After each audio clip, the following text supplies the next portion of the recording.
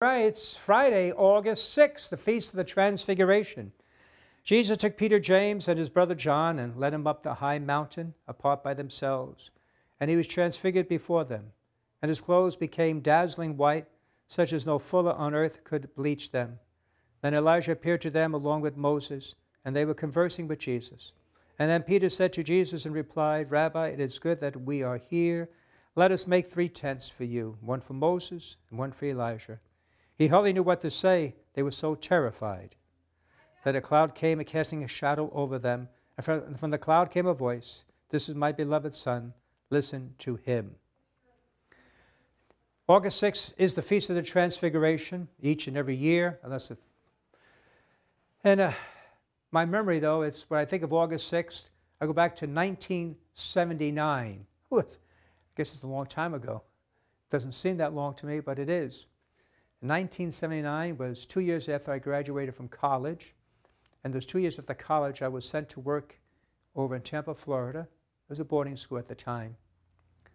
And probably in a lot of ways, the most 2 meaningful years of my life. Because I was teaching, coaching with the kids, and something that I went to seminary to be, and vision one day, working. Here I was now, actual in the, doing the stuff, And all of a sudden it was hard work, boarding school, of course. It's 7 days a week. Basically, you had a couple of hours off. I had a couple hours off on Saturday morning, and that was to grade papers and prepare class. But you're young, and so it didn't bother me. And I enjoyed being in Florida. Florida seemed so exotic, seemed like another world. I couldn't pinch myself, I'm going to Florida. Well, anyway, it was August 6th. My 2-year term was over, and it was time to leave. I was going to go home for a week and then out to study theology over in Columbus, Ohio for 4 years, and hopefully, planning to be ordained. And so in some ways, when Peter said, it's good for us to be here, he didn't want to leave, and that's why I felt I didn't want to leave Florida. I felt so at home. I just loved it. I loved the environment, just doing the work, but it was time to go. And in fact, it was my own, some ways, a transfiguration, a change, right? Going to theology and go back to school, back to work, class, and a whole different mindset now. And now ordination it's up around the bend. It's not all that far away.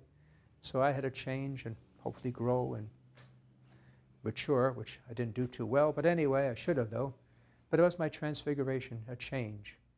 We all go through transfigurations in our life, different changes, and sometimes we want to stay at a time period. Maybe you have kids and you say, I wish they could stay this age forever. Or your marriage may be a perfect time and you don't want to leave it. And yet you must. Life goes on.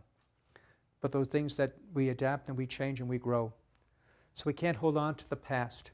Enjoy it if it's something enjoyable, but receive it with open hands and just trust God that he will continue to show you his favor and show you his blessings and show you his presence. God bless you.